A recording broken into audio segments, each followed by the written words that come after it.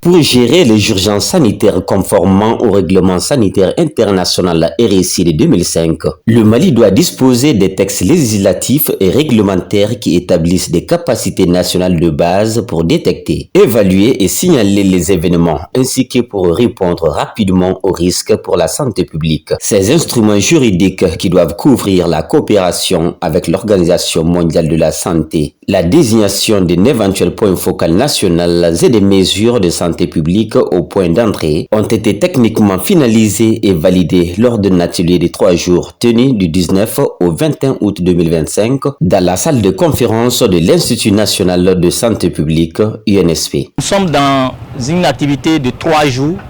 pour finaliser et valider techniquement les instruments juridiques pour la gestion des urgences de santé publique au pays,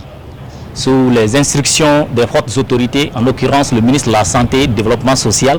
et la direction de l'Institut national de santé publique à Covid-19. Il y a la dengue, il y a les autres épidémies comme la méningite, le choléra, qui sont toujours des menaces auxquelles nous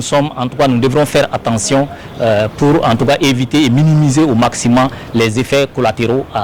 de ces pathologies-là. On est obligé d'adapter notre mécanisme, notamment en termes de textes, pour contrôler. Financé par le projet ARIS, cet atelier avait regroupé une 50aine de participants, tous des acteurs multisectoriels de l'approche Une seule santé, s'agissant des secteurs de la santé humaine, la santé animale et la santé environnementale, ainsi que des cadres du budget et des finances. Le département des opérations d'urgence de santé publique est le porteur de ce dossier. Bien sûr, avec l'accompagnement de la direction et notamment le service juridique, puisqu'il s'agit des textes et d'autres acteurs clés du pays. Nous coordonnons l'élaboration, c'est-à-dire le développement des avant-projets, puis des projets de ces textes-là. Maintenant,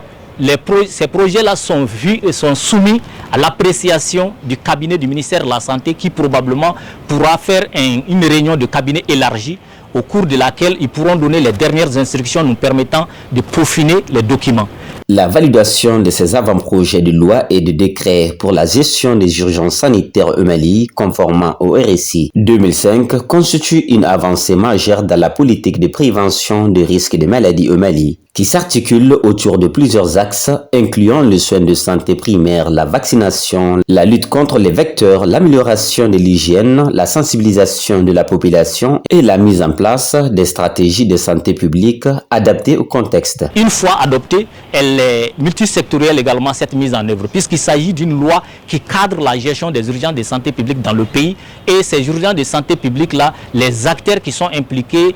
sont multisectoriels.